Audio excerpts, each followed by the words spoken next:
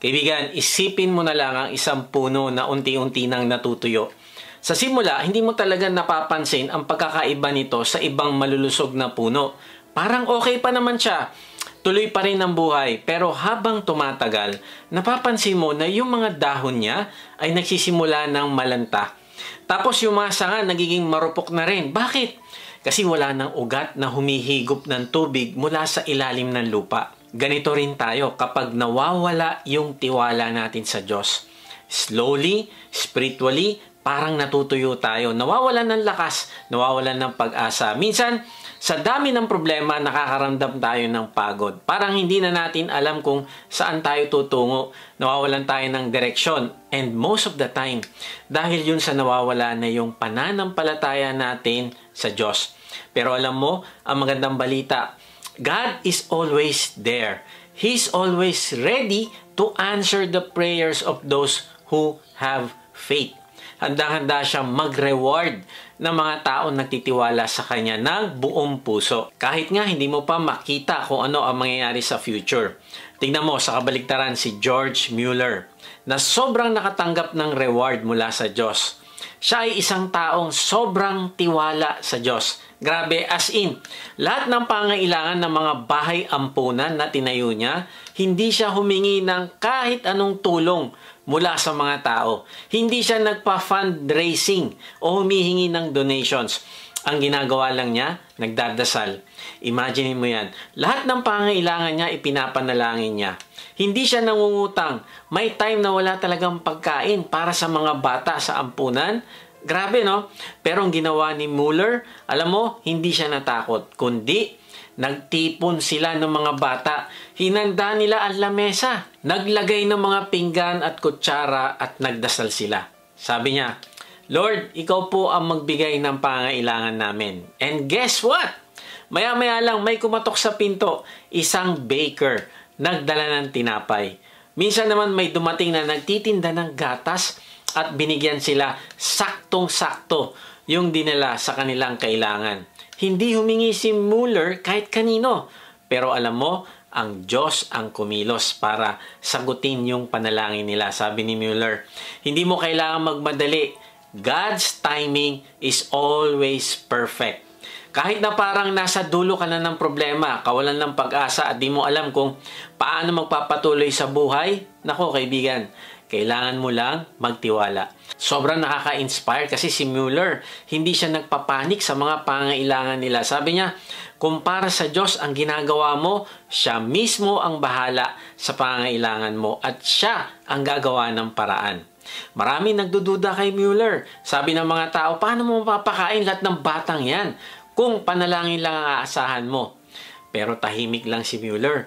Pinagpatuloy niya ang kanyang pagtitiwala sa Diyos at sa bawat oras ng pangailangan, may biglang dumarating na tulong, pagkain o pera, eksaktong kailangan nila. Alam mo, isa pang nakakabilib kay Mueller, hindi niya sinayang kahit anong tulong na dumating. Sabi niya, dapat maging tapat ka sa pamamahala ng binibigay ng Diyos. Kaya't bawat biyayang dumating, naku, iniingatan niya at ginagamit nila ng maayos. Wow, ito ang blessing ng mga taong sa Diyos ay nagtitiwala. George Mueller's life is a testimony to how God provides if we have complete faith in Him. Kapag natutunan mong ibigay lahat kay Lord, matutuklasan mo kung paano siya kumikilos.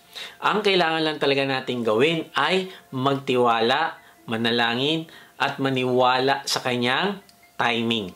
Sabi sa Hebrews 11:6, hindi maaaring kalugdan ng Diyos ang walang pananampalataya sa Kanya, sapagkat ang sinuman lumalapit sa Diyos ay dapat sumampalatayang may Diyos at Siya ang nagbibigay ng gantimpala sa mga humahanap sa Kanya. Kaibigan, kinalulugdan ng Diyos ang mga taong nananampalataya sa Kanya at naniniwalang Siya ay nagbibigay ng gantimpala o reward.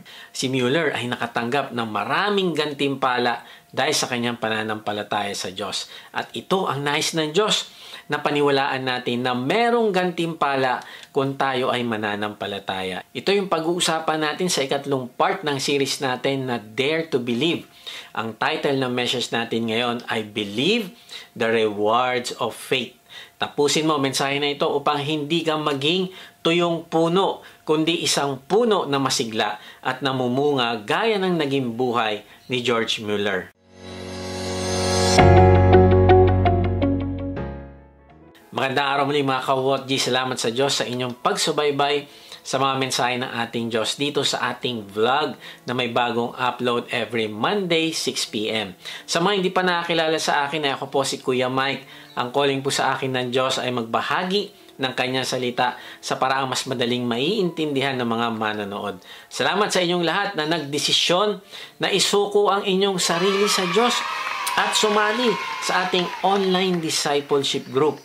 Mag-type lang kayo ng join sa comment section kung hindi ka pa nakakasali. Tapos, kung gusto mo sumunod sa utos sa atin ng Panginoong Hesus na gumawa ng disciples o alagad, ay mag-type ka lang ng lead sa comment section. At alam nyo ba na maraming magagandang topic ang pinag-uusapan natin tuwing Wednesday, 7:30 p.m. via Zoom. Naku, mabe-bless kayo dito at lalago. Open po ito para sa lahat. Ang link ay nasa description. Kung hindi ka pa nga pala nakakasigurado sa iyong kaligtasan, hindi ka sigurado kung matapos ka mula sa mundong ito ay makakasama mo ang Diyos sa langit, mag-type ka lang ng save sa comment section at babahagi na ka namin ng mabuting balita. Okay, balik tayo sa topic.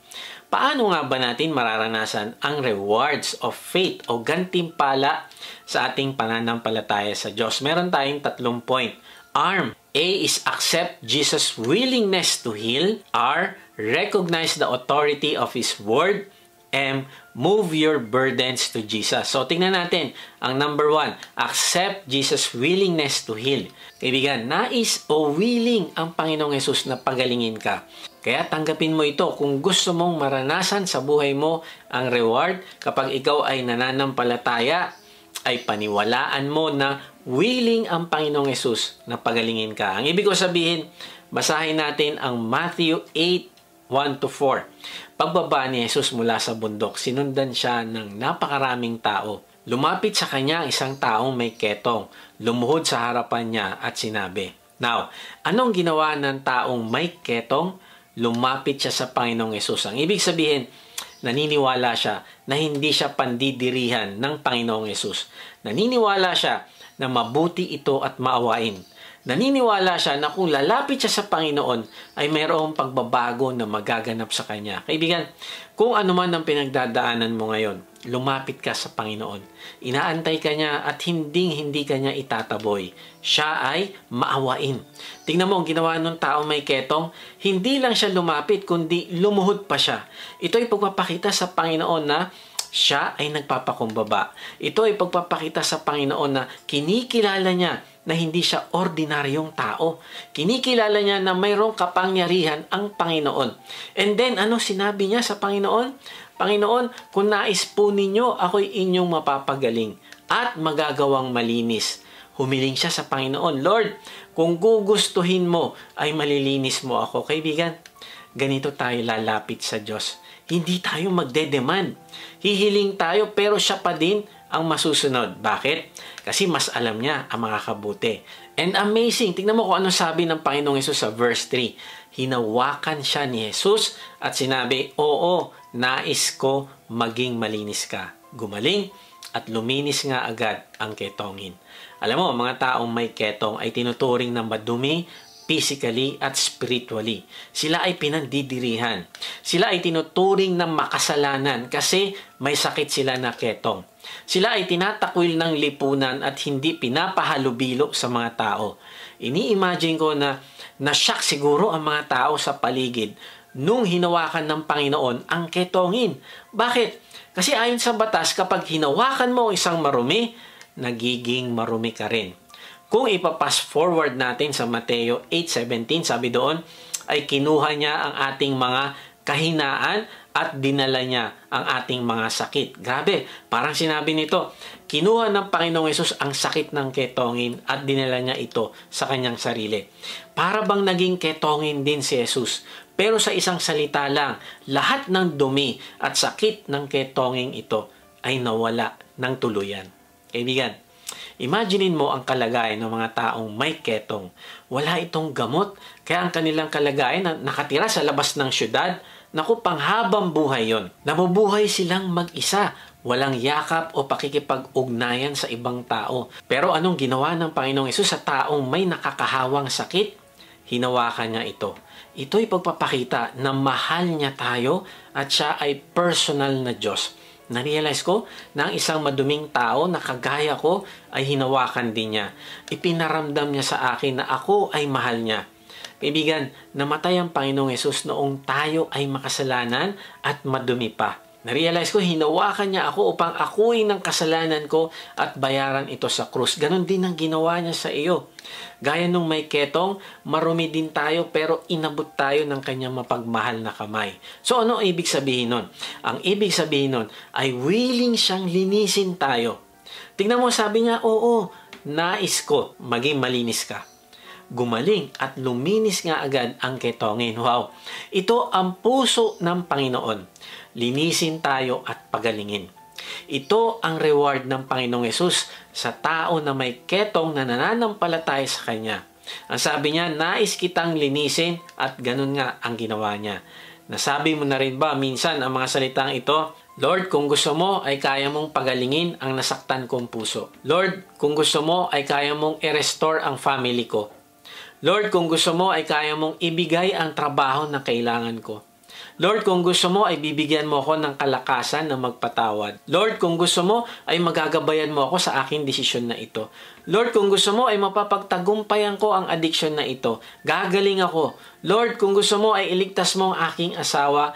Gagaling po siya spiritually. Kaibigan, kailan mo sinabi sa Diyos ang kahilingan mo? Manampalataya ka na willing siyang linisin ka at pagalingin sa iba't ibang paraan. Then sa verse 4, pagkatapos sinabi sa kanya ni Jesus, huwag mong sasabihin ito kanino man.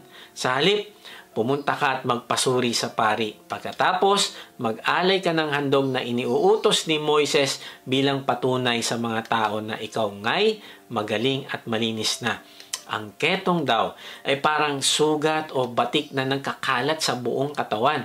Ang mga sugat na ito sa katagalan ay bumubuka. Lalo na sa mga kamay at paa, nagkakrak ang mga balat, namamaga at nagkakaroon ng sugat ang dulo ng mga daliri. Tapos, may lumalabas na mabahong liquid mula rito. Then matatanggal ang mga kuko at unti-unting mawawala ang mga buto sa mga kasukasuan. At habang lumalala ang sakit, maaring mawalan na ng daliri at paa. Na-realize ko na tulad ito ng kasalanan. Ang ketong ay unti-unting sumisira sa katawan ng hindi namamalayan. Hanggang sa isang araw ay makikita mo na lang na malalang malala na ang kalagayan mo. Ganyan din ang kasalanan, kaibigan. Hindi mo mamamalayan na habang nalululong ka sa kasalanan, habang ikaw ay malayo sa Diyos, habang hindi mo hinahanap ang Diyos sa iyong buhay, ay parang wala namang nangyayari sa iyong masama. Enjoy na enjoy ka sa ginagawa mo. Pero darating ang araw na magiging obvious ang epekto nito sa iyo. Mararamdaman mo ang emptiness sa iyong puso. At hindi magtatagal ay magiging obvious sa buhay mo ang wasak na kalagayan mo. Ang Panginoong Hesus ay laging handang linisin tayo. Palaging handa ang Panginoong Hesus na gantimpalaan ng pananampalataya. Minsan siguro natanong mo rin, bakit hindi gumagaling ang mga taong ipinanalangin ko? Alam mo kaibigan, ako din hindi ko alam ang sagot. Hindi ko din alam kung bakit hindi lahat ng tao ay gumagaling sa bawat sakit. May nagsabi na kasi kung lahat tayo ay gagaling sa lahat ng sakit tuwing mananalangin tayo, ay wala nang mamamatay. Lahat tayo ay immortal.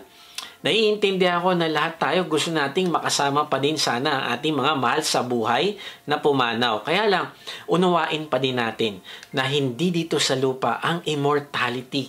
Ang buhay na walang hanggan ay nasa kabilang buhay kasama ang Diyos sa langit. May mga bagay na hindi nating ganap na mauunawaan pagdating sa kalooban ng Diyos.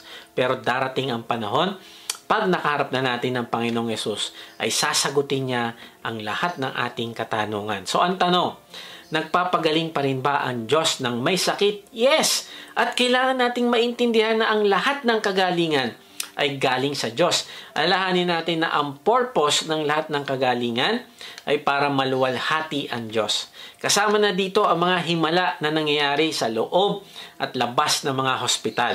May isang kapatiran, ang pangalan niya ay Tom. Na-diagnose si Tom na may cancer, isang uri ng cancer na mabilis kumalat, at dahil dito, pinauwi na siya ng hospital para sa bahay na lang mamatay. Nung na-diagnose si Tom ay hindi pa siya isang Kristiyano. Sa totoo lang, matindi ang paninindigan niya na hindi siya maniniwala sa Diyos. Sobrang layo niya sa Diyos at ganon din ang kanyang asawa. Buti na lang, may isang tao na inilagay ang Diyos sa buhay ni Tom, na isang Kristiyano at naniniwala na walang imposible sa Diyos. Siya ay si Bill. Madalas bisitahin ni Bill si Tom bilang matagal na niyang kaibigan. Dumadalaw si Bill para kamustahin si Tom at tignan kung kumusta na ang lagay niya. Paminsan-minsan habang nag-uusap sila, binabanggit ni Bill ang Panginoong Hesus at ang magandang plano na inihanda ng Diyos para sa lahat ng mananampalataya sa Kanya. Ang asawa ni Tom sa kabilang banda ay ayaw makarinig ng kahit anong tungkol sa Diyos. Madalas siyang lumalabas ng bahay o humihiling na mag-usap sila sa ibang kwarto kapag tungkol sa Diyos ang usapan. Paminsan-minsan, tinatanong ni Bill si Tom, okay lang ba na ipanalangin kita? Alam mo, laging sagot ni Tom, Bill, hindi ako naniniwalang gagana ito, pero pwede mong subukan. At nananalangin nga sila. Now, ito magandang nangyari. Nung muling bumisita si Tom sa kanyang doktor, ay nagulat ito sa resulta ng kanyang examination. Sabi ng doktor, hindi ko maintindihan kung anong nangyari, pero nawala ang cancer mo. Wow! Kamangha-mangha ang nangyaring kagalingan, pero alam mo, ang mas matinding himala ay ang spiritual na kagalingan ni Tom. Sinuko ni Tom ang buhay niya sa Panginoong Hesus at ngayon ay excited na siya sa kanyang natanggap na kapatawaran. Umaasa na siya na magkikita sila ng Panginoong Hesus balang araw. Hindi lang pisikal na kagalingan ang natanggap niya, kundi pati na rin ang spiritual na kagalingan. Ang aking anak na si Gogoy ay simula nung ipinanganak ay nagsisisure na siya dahil meron siyang scar sa brain. Siya ay muntik nang mamatay sa isang atake niya. Bumula ang kanyang bibig at hindi na siya nakakausap ng matino. Na-confine siya at simula nung 4 years old siya ay nag-maintenance na siya para sa kanyang sakit. Patuloy kaming nananalangin na gumaling siya at hindi na siya maging dependent sa gamot. Hanggang nung siya ay naging 8 years old ay sinabi ng doktor na subukan naming itigil ang kanyang maintenance. By God's grace, simula noon 6 years na ang nakalipas ay hindi na siya inatake ng kanyang seizure. Praise God! Dahil tuwing nananalangin ako, ay pinagpapasalamat ko ito sa Kanya. Siya ang nagpagaling sa aking anak. Mga kapatid, gusto ko sabihin sa inyo na katulad ng ketongin sa kwento, marami sa atin ang nagdurusa sa iba't ibang paraan. Maaring pisikal ang sakit na pinapasan mo, maaring pinansyal, o maaring spiritual tulad ng ketongin. Marahil nararamdaman mo na worthless ka, walang nagmamahal sa'yo, wala kang kwenta sa mga tao, hindi ka kamahal-mahal. Kaibigan, tanda mo ito. Nakikita ka ng Panginoong Hesus. Alam niya ang pinagdadaanan mo at mahalaga ka sa Kanya. Gusto Kanyang abutin at pagalingin, lalo na kapag walang ibang taong gustong tumulong sa'yo. Tandaan mo, willing ang Panginoong Hesus na linisin ka at pagalingin. Kung hindi ka man gumaling physically, ay gusto ka naman niyang pagalingin spiritually. May nagsabi, God knows the depths of your pain. Trust that He will meet you there with compassion and embrace you with His healing grace. So, paano nga ba natin mararanasan ang rewards of faith o gantimpala sa ating pananampalataya sa Diyos? Una, accept Jesus' willingness to heal. Maring minsan hindi eksakto sa paraang ine-expect mo ang magiging sagot sa iyo ng Diyos, pero ang katotohanan ay bibigyan at bibigyan Kanya ng healing sa iba't ibang paraan. At pangalawa, recognize the authority of God's Word. Kilalanin mo kapangyarihan at authority ng salita ng Diyos. Kung gusto mo makita ang kapangyarihan ng pagkilos niya sa iyong buhay, ay kailangan mo magpasakop sa Kanyang salita. Ang ibig sabihin, ang iyong buhay ay i-align mo na sa Kanyang salita. Tuloy natin sa Matthew 8 5 to 13.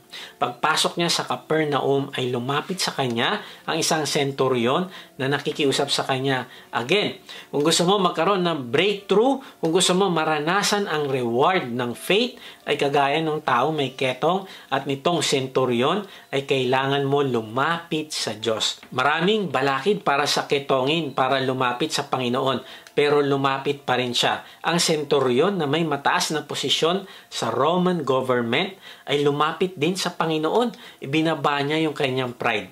Wala siyang pakialam sa sasabihin ng kapwa niya Romano. Now, ano ang nais hilingin ng centurion? Tingnan natin sa susunod na talata.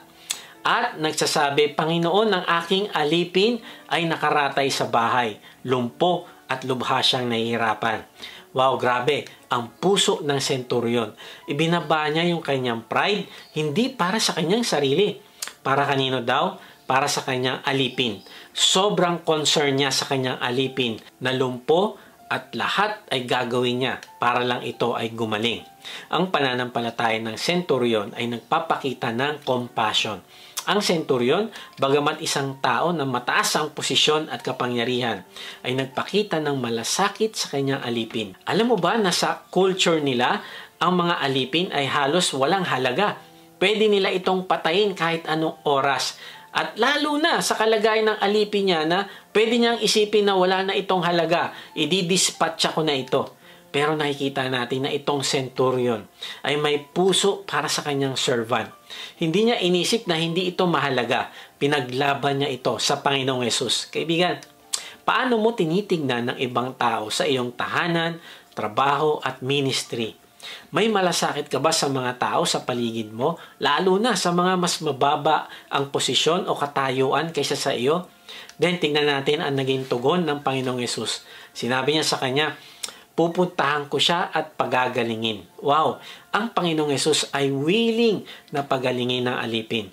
Willing siyang ma-interrupt. Willing siyang bitawan ang ginagawa niya para lang mapuntahan ang naghihirap na alipin. Kaibigan, willing ma-interrupt ang Diyos para sa iyo. Simulan mo lumapit sa Kanya. Verse 8, ngunit sumagot ang centurion at sinabi, Panginoon, hindi ako karapat dapat sa iyo na puntahan mo ang aking bahay. Ngunit sabihin mo lamang ang salita at gagaling ang aking alipin. Sapagkat ako'y isang taong nasa ilalim ng otoridad na may mga kawal na nasa ilalim ko. Sinasabi ko sa isa, humayo ka at siya ay humahayo. At sa iba naman, halika at siya ay lumalapit. At sa aking alipin, gawin mo ito. At ginagawa nga niya. Wow! Sobrang pagpapakumbaba sa Diyos ang sinagot ng centurion. Ang sabi niya, hindi po karapat dapat sa iyo na puntahan. Alam mo, parang sinasabi niya, Lord, marumi po ako, ikaw po ay banal. Narealize ko na kapag nakilala mo ang kabanalan ng Panginoong Yesus, ay sasabihin mo din sa Kanya, Lord, makasalanan po ako. Hindi po ako karapat dapat na pansinin niyo na hindi lang nakilala ng centurion na banal ang Panginoong Yesus, kundi nakilala niya itong hindi ordinaryong tao. Nakilala niya itong makapangyarihan. Kaya sabi niya, kahit hindi po kayo pumunta, sabihin niyo lang ang salita at gagaling na aking alipin. Grabe! Kinilala niya ang authority ng salita ng Panginoong Yesus. Kinilala niya na sa isang salita lang ng Panginoon ay magpapasakop ang kahit anong disease, sickness, bagyo o kahit anong calamity pa yan na hindi niya kailangan pumunta sa mismong lugar. Hindi siya naghanap ng signs o wonders. Basta alam niya na sapat na ang salita ng Diyos para sa pagpapagaling. Kapatid, gaano ba tayo nagtitiwala sa kapangyarihan ng salita ng Diyos? Nakakalungkot kasi mas madalas gusto pa nating makita muna bago tayo maniwala. To see is to believe muna. Pero sabi ng Panginoong Yesus, blessed are those who believe without seeing. Yung mga tulad ng centurion na hindi humihingi ng proof, sila ang mga taong may totoong pananampalataya. Kaya sabi ng Panginoon, nang marinig ito ni Jesus, ay namangha siya. At sinabi sa mga sumusunod sa kanya, katotohanan sinasabi ko sa inyo, kahit sa Israel man, ay hindi ako nakatagpo ng ganito kalaking pananampalataya. Namangha ang Panginoong Yesus sa pananampalataya ng centurion. At itong nakakamangha dahil sabi niya, wala pa akong nakita sa Israel na gaya ng pananampalataya ng senturyon. Ang ibig sabihin, ang pananampalataya ay nakikita sa pagtitiwala sa Diyos sa mga imposibleng bagay. Ang pananampalataya ay nakikita sa isang tao na hindi nakukontento sa normal, kundi pinupurso niya ang mga bagay na mahirap gawin dahil nagtitiwala siya na kung kasama niya ang Panginoon ay makakagawa siya ng mga bagay na mas malaki kaysa sa kanya. Kaibigan, itong ganitong pananampalataya ang kinalulugdan ng Diyos. Maraming imposibleng bagay ang gagawin sana ng Diyos sa iyong buhay. Kaya lang, hindi ka lumalapit, hindi ka nagpapakumbaba, at hindi ka nananampalataya sa Kanya. Kaibigan, ito na ang panahon para maranasan mo ang reward na gustong ibigay ng Diyos sa mga mananampalataya sa Kanya. Ang senturyon ay nakaranas ng reward. Then, may tinuro ang Panginoong Hesus sa kanyang mga alagad. Verse 11, sinasabi ko sa inyo, marami ang manggagaling sa silangan at sa kanluran at mauupong kasalo ni Abraham, ni Isaac at ni Jacob sa kaharian ng langit. Ngunit ang mga anak ng kaharian ay itatapon sa kadilimang nasa labas. Doon nga ang pagtangis at pagngangalit ng mga ngipin. Now, ito ang gustong ituro sa atin ng Panginoong Hesus. Ang pananampalataya ang susi sa kaharian ng Diyos. Dito sa kwento, ginamit ng Panginoong Hesus ang faith ng centurion bilang isang pagkakataon para maituro ang patungkol sa kaharian ng Diyos. Sabi niya, ang mga taong galing sa silangan at kanluran, ang ibig sabihin, ang mga hentil o ang mga taong hindi kabilang sa Israel.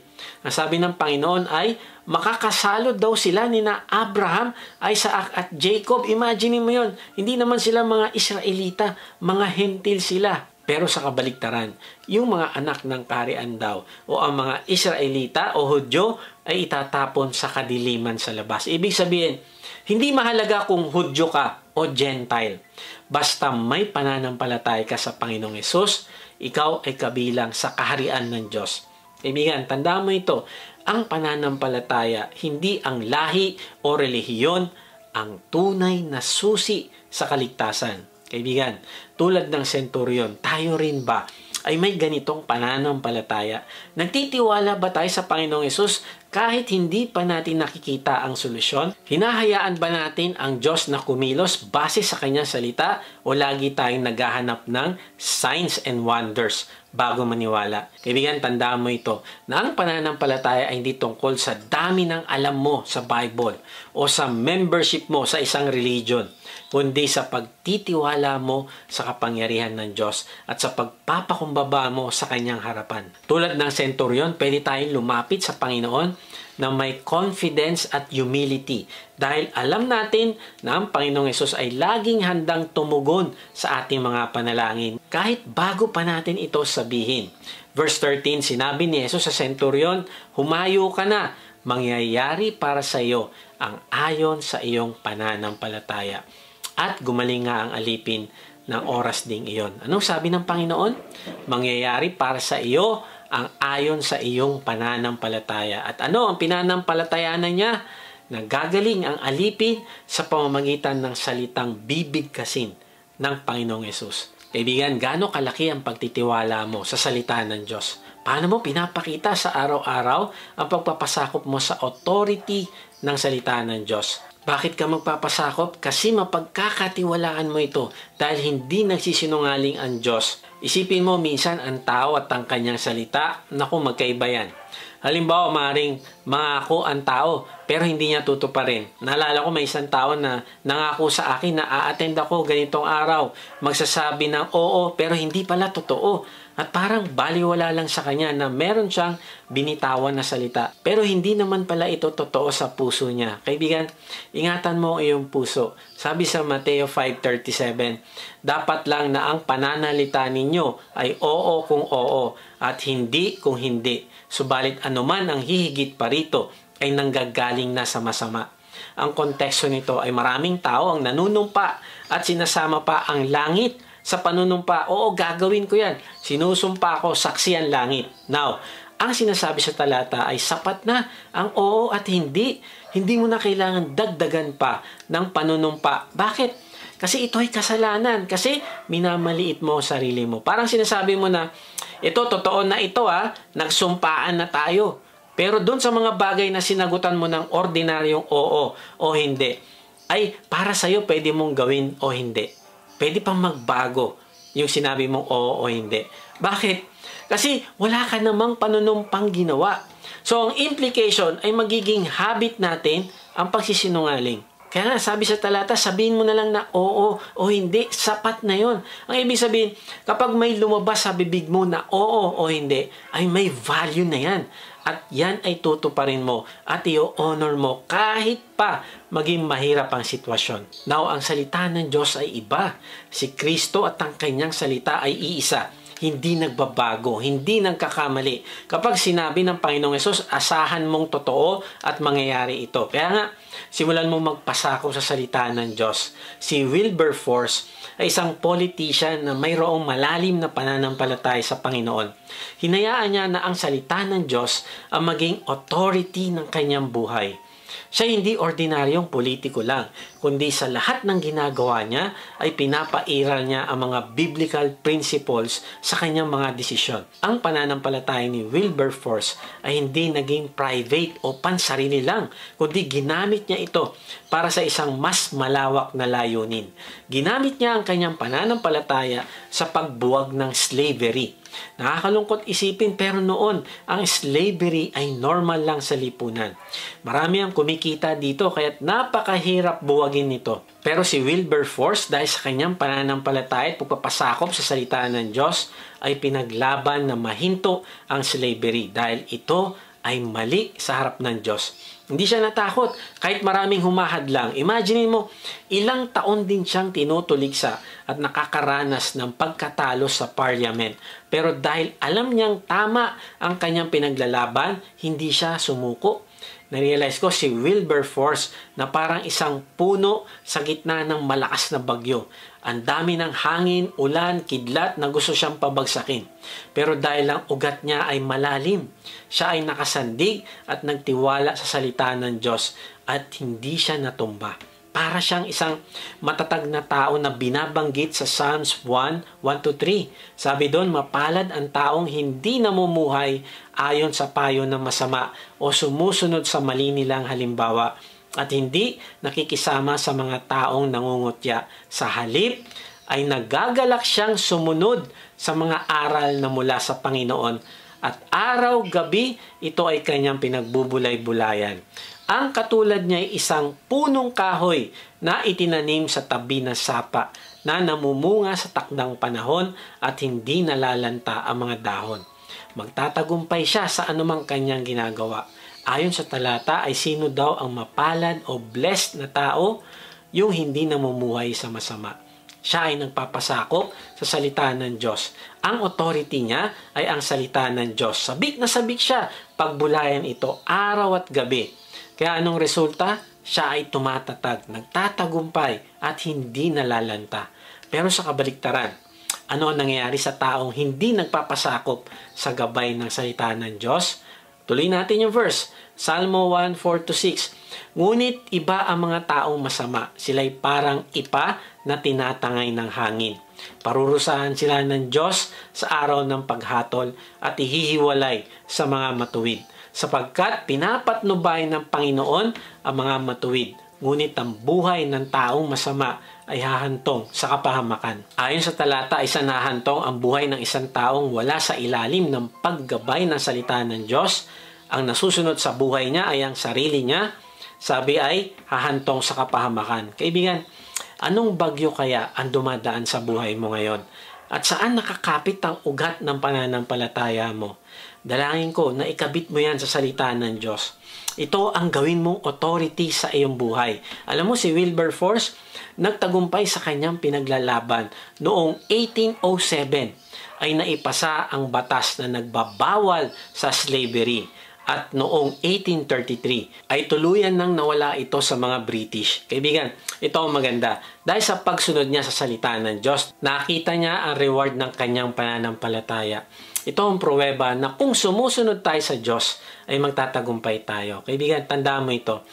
God uses ordinary people to do extraordinary things when they live by faith. Ganyan si Wilberforce, ordinaryong tao. Pero dahil sa kanyang pananampalataya sa Diyos at sa kanyang salita, ay ginamit siya ng Diyos para magdala ng kalayaan at hustisya. Kaibigan, tanong mo ito sa sarili. Hinahayaan mo ba na baguhin ng salita ng Diyos ang bawat aspeto ng buhay mo?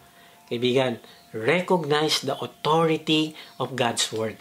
So, paano nga ba natin mararanasan ang rewards of faith o gantimpala sa ating pananampalataya sa Diyos? Una, accept Jesus' willingness to heal. Nais ng Diyos ang healing sa lahat ng area ng buhay mo. Pero kailangan mo itong paniwalaan at tanggapin. Pangalawa, recognize the authority of God's Word. Kilalanin mo na ang Bible ay ang manual ng buhay mo. Manampalataya ka na dito nakasalalay ang magiging buhay mo dito sa lupa at magiging buhay mo sa eternity. And lastly, number 3, move your burdens to Jesus. Ibigay mo sa Diyos ang kabigatan na dinadala mo. Kung gusto mo makita ang rewards o bunga ng iyong faith, ay kailangan mo ipagkatiwala sa Diyos ang iyong mga dalahin sa buhay. Basahin natin ang Matthew 8:14-17. Nang pumasok si Jesus sa bahay ni Pedro, nakita niya ang biyanang babae nito na nakaratay dahil sa lagnat. Hinawakan niya ang kamay ng babae at nawala ang kanyang lagnat.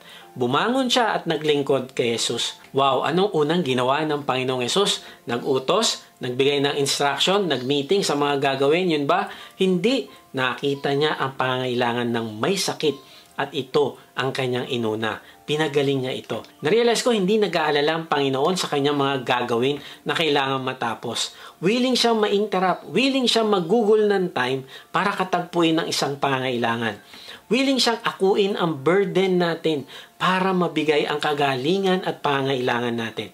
Di baling siya ang mahirapan. Di baling siya ang madelay. Di baling siya ang mag-suffer. Basta mapabuti lang tayo. Narealize ko, kailangan ko mag-improve sa area na ito dahil may mga times na parang pinagpapaliban ko ang pagbabahagi ng mabuting balita. Kasi ang dami kong hinahabol na kailangan matapos sa isang linggo. At ang katwiran ko ay, andyan lang naman siya pag nakaluwag na ako. Tapos iniisip ko, nag-share naman ako, Lord, ng gospel sa online. Pero alam mo, ang tinutukoy ko kasi ay yung employee namin. At tuwing magkikita kami, ay para lang yun sa isang quick meeting and instruction. Pero pagkatapos noon, aalis na ako. Nakikita ko ang pangangailangan niya sa Panginoong Hesus, pero pinagpapaliban ko. At nung nabasa ko itong ginawa ng Panginoong Hesus, na napaka-busy nung panahon na yon dahil maraming pagagalingin, maraming ika-counsel, maraming babahaginan ng salita ng Diyos sa iba't ibang lugar, pero palagi siyang may time para sa pangangailangan ng iba. And sabi ko kay Lord, okay po, magbibigay ako ng time. And Lord willing, ay mabahaginan ko na ang taong ito ng mabuting balita ng kaligtasan. Bakit? Kasi ito ang pinakamalaking need ng isang tao. At yun ang nais ng Diyos na magkaroon din tayo. Compassion for the lost and needy. Then sabi sa susunod na verse, nang gabing yon ay dinala nila sa kanya ang maraming inaalihan ng mga demonyo. Pinalayas niya ang mga espiritu sa pamamagitan ng salita at pinagaling ang lahat ng mga may sakit. Paano daw pinagaling ng Panginoon ang mga may sakit at sinasapian ng masasamang espiritu? Sa pamamagitan ng salita. Again, we need to recognize the authority of God's Word. Kanina, nung ako'y nananalangin sa aking pakikipag-usap sa Diyos, ay pasalamat ako ng pasalamat kasi sabi ko, kung di dahil sa salita nyo po, Lord, malamang sobrang naligaw na ako. Kaya sabi ko, salamat Lord kasi sabi sa Psalms 119:105, your word is a lamp for my feet, a light on my path. Itong authority ng salita niya, kaya nitong panindigan at gawin kung anuman ang pangako na sinulat niya rito. Then, sabi pa sa verse 17, ito ay upang matupad ang sinabi sa pamamagitan ni Propeta Isaias. Kinuha niya ang ating mga sakit at pinasan niya ang ating mga karamdaman. Wow, again, papasanin niya ang ating burden upang tayo magkaroon ng kagalingan. Kaibigan, mahal ka ng Diyos at gusto niya magtiwala ka sa Kanya. Handa ang Panginoon na buhatin ang ating mga pasanin. Kaya nga simulan mo lumapit sa Kanya na may buong pananampalataya at pagtitiwala. Na-realize ko, life is tough. Nakakapagod ang mga pagsubok at minsan parang sobrang bigat ng dala natin sa buhay. Pero alam mo, hindi natin kailangan mag-isa. Laging handa ang Diyos na tulungan tayo at buhatin ang mga problema natin. Ito ang pangako niya. Tingnan mo, Psalms 55:22. Ibigay mo sa Panginoon ang iyong mga alalahanin at aalagaan ka niya. Hindi niya pababayaan ang mga matuwid magpakailanman. Anong gusto ng Diyos? Ibigay mo sa Kanya ang iyong mga alalahanin. Hindi ibig sabihin na maglalaho bigla ang iyong problema o hindi ka na magkakaroon ng problema ulit. Hindi, ang ibig sabihin ay sa panahon na meron kang problema, ay aalagaan ka niya, aalalayan ka, sasamahan ka, palalakasin ka, hindi ka niya pababayaan o pababagsakin.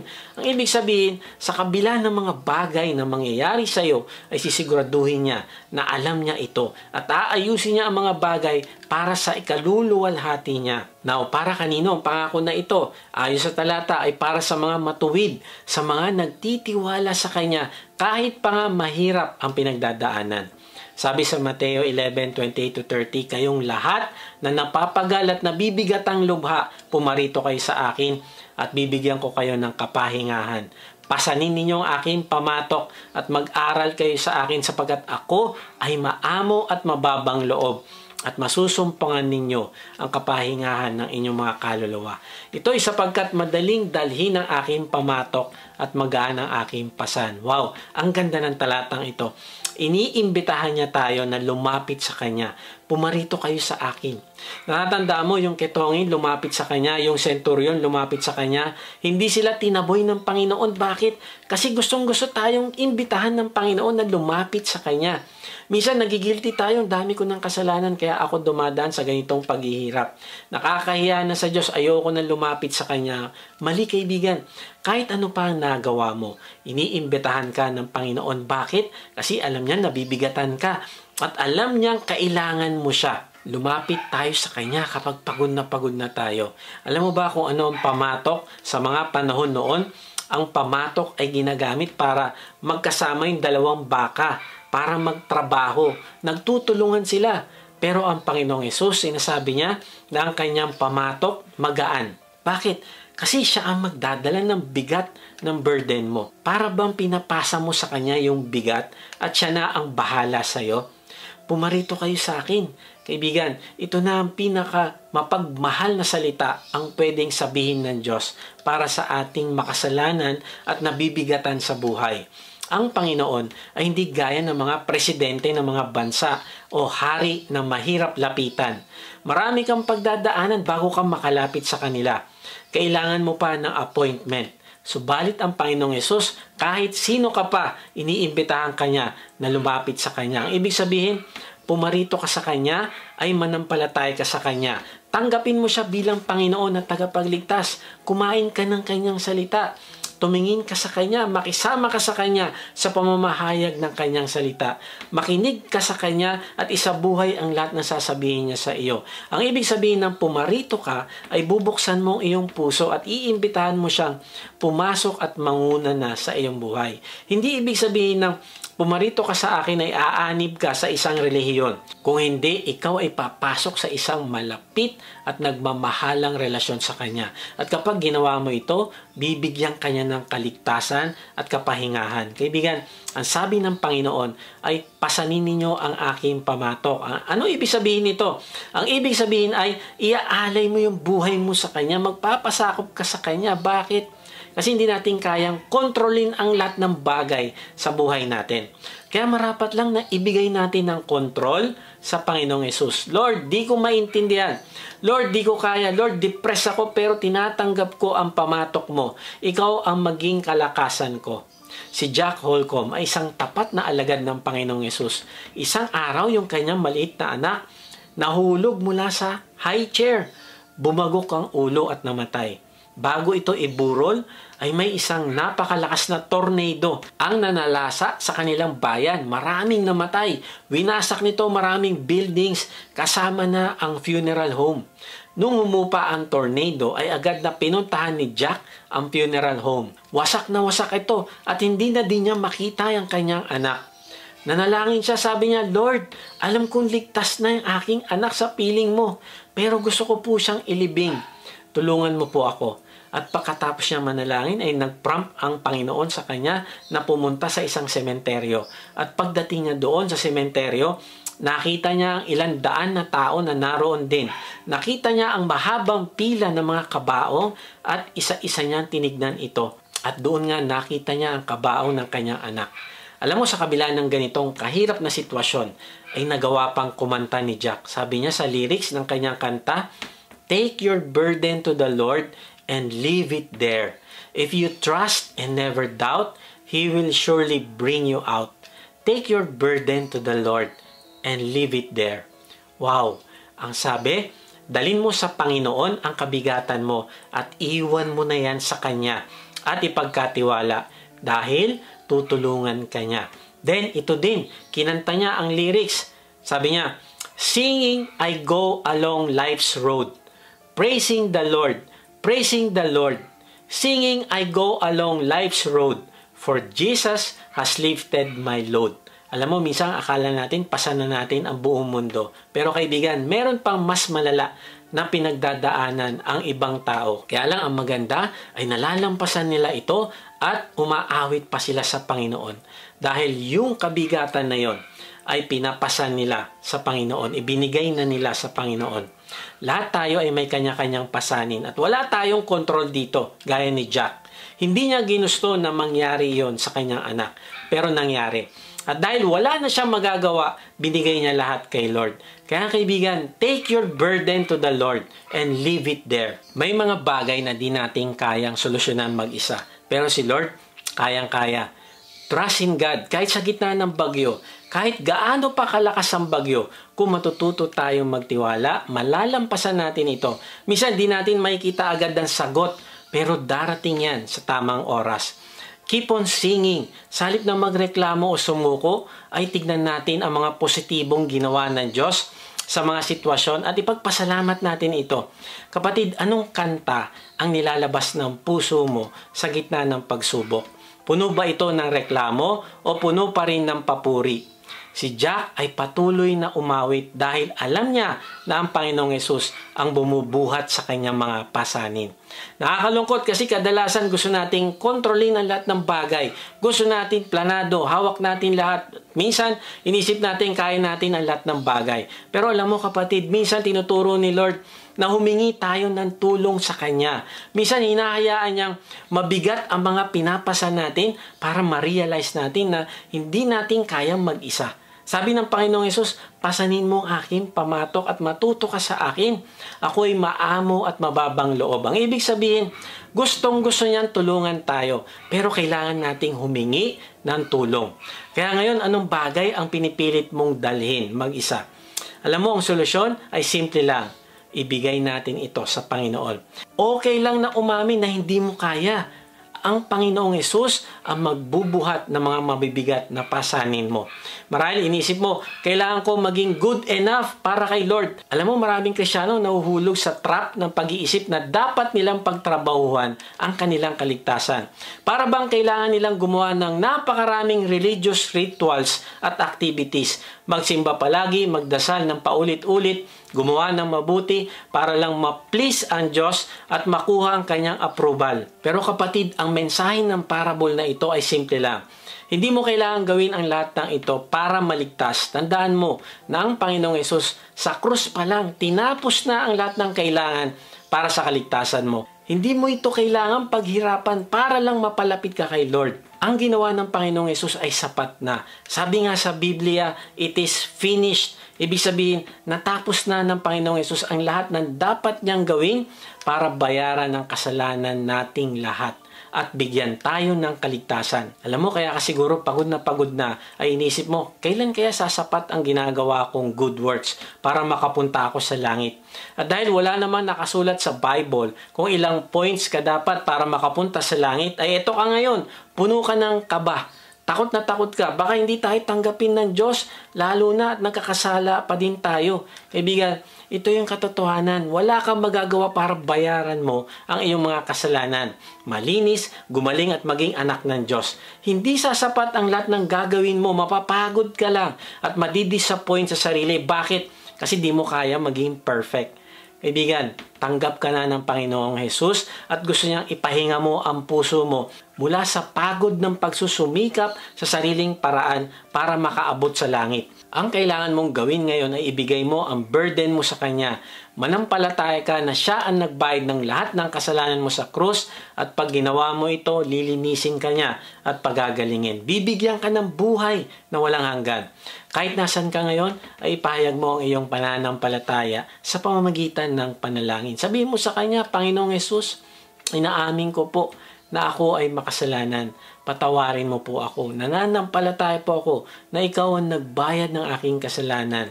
Ngayon nga'y binubuksan ko ng aking puso. Pumasok ka at manahan sa akin. Tinatanggap kita bilang aking Panginoon at tagapagligtas. Simula ngayon ay tatalikdan ko ng aking kasalanan. Salamat sapagkat sa iyong paghihirap ako ay gumaling. Gamitin mo po ako para magdala din ng mga kaluluwa ng mga taong naliligaw at nabibigatan sa buhay. Amen. Kung sumabay ka sa panalangin natin bilang pananampalataya at pagtanggap mo sa Panginoong Hesus, ay mag-iwan ka sa comment section ng salitang accept para makilala ka namin at masama sa aming panalangin para sa iyong paglagong spiritual. Kung na-bless ka naman sa message na ito, inaanya kitang mag-subscribe sa aking YouTube channel upang ma-notify ka pag may bago na kaming video. Ibahagi mo din ang mensahe na ito sa iba ng mga nanghihina, nangangamba sa buhay at nasa kapigatian upang ma-encourage sila na lumapit sa Diyos na nagmamahal sa atin. Kung gusto mo namang mas makilala pa ang Diyos ay sumama ka lang sa aming online discipleship group. Type mo lang ang salitang join sa comment section. Kung napapanood mo naman ito sa Facebook, click mo lang yung send message at type mo doon ang salitang join at may magre-reply sa iyo para sa link ng registration form. Salamat nga pala sa mga nagsusupport sa ating ministry. At kung gusto mo maging partner sa ministry na ito, na magamit ka ng Diyos sa pagpapalaganap pa ng kanyang salita at pagtulong sa mga nangangailangan, ay inaanya kita mag-support financially sa ating gawain. Meron tayong link sa ating give page sa baba ng description. Pag hindi nyo nakita ang link, ay mag-type lang kayo ng partner sa comment section at papadala namin kayo ng link. Sa ating pagtatapos ay iwan ko ito sa iyo. Faith is to believe what you do not see. The reward of this faith is to see what you believe. Ibigan, ang isa sa mabuting reward na tatanggapin natin kung i-exercise natin ang ating pananampalataya ay makita ng mismong mata natin ang miracle na gagawin ng Diyos sa buhay natin. Maaaring may pagkakataon na hindi mababago ang ating sitwasyon pero mararanasan natin ng himala na baguhin ng Diyos yung ating puso na maging matatag, tapat at nagmamahal sa Kanya. Kagaya ni Jack. Kaya nga kung gusto mo tanggapin ang reward ng pananampalataya, una, accept Jesus' willingness to heal you. Gustong-gusto ng Panginoon na pagalingin ka sa iba't ibang paraan pero kailangan mo tong paniwalaan, hingin sa Kanya at tanggapin. Pangalawa, recognize the authority of God's Word. Magpasakop ka sa salita ng Diyos. Wala kang gagawin na hindi nakasulat o ayon sa kalooban niya para sa iyo. Pangatlo, move your burdens to Jesus. Ibigay mo sa Kanya ang kabigatan na dala-dala mo at iwan mo na yan sa Kanya. At huwag mo nang bawiin. At pag ginagawa mo ito, mararanasan mo ang gantimpala ng pananampalataya. Kaibigan, dare to believe. God bless.